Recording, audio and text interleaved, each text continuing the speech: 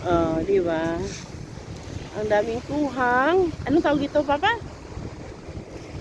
Ang daming kuhang turay. Turay sa Masbate. Ano sa Tagalog? Alam nga namang tulay.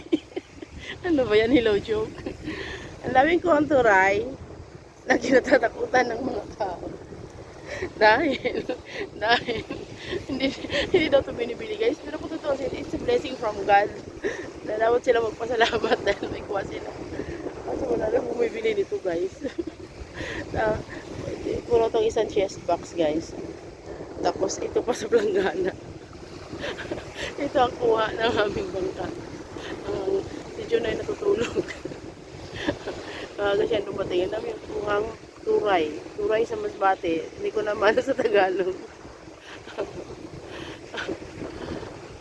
Puno ang planggana namin guys na blue. Ewan ko kung maglalato ito ngayon. Baka matakot na ito maganda. Baka matakot na ito dahil turay ang kuha. Pero dapat itong pagpasalamat guys kasi hindi ba may ganito. Kung pwede lang may pamigay. Kung pwede lang ipamigay ito sa mga ano kung sino ba dyan. Yung nangangailangan ng isda. Kasi yun.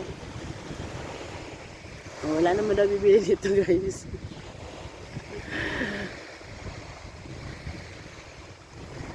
Sana may benta tong turay na to. Kasi puno pa naman ng isang chest box. Tapos puno pang isang planggana. Congratulations, but still thank you Lord Jesus kasi may kuhang ganito.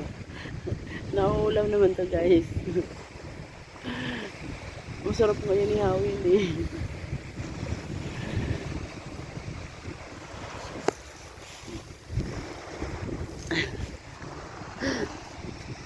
Tinulungan ng asawa ko na mag-ano nito.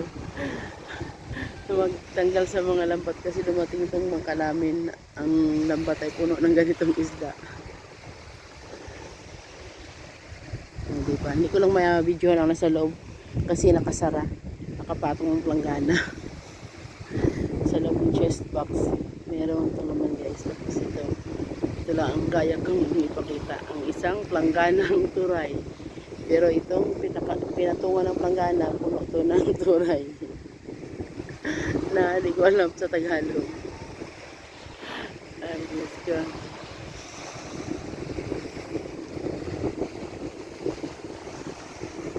Ngayong umaga.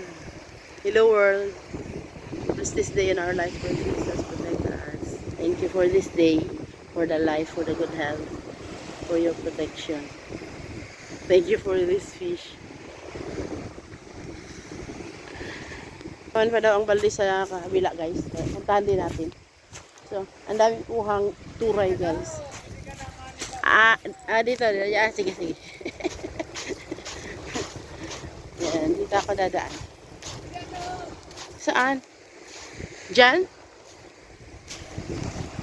Doon pa nga pala guys. Puno din guys. Turay. Puno din siya ng turay.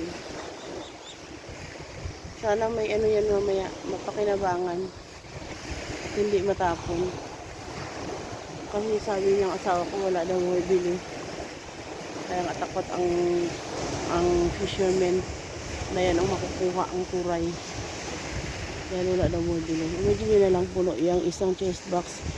Tapos ang planggana puno pa ng turay. Plus nandun pa sa balde. Ang dami-dami turay. Yun lang guys. Sa isang blessed at maulan na sana uminit ang panahon ngayon.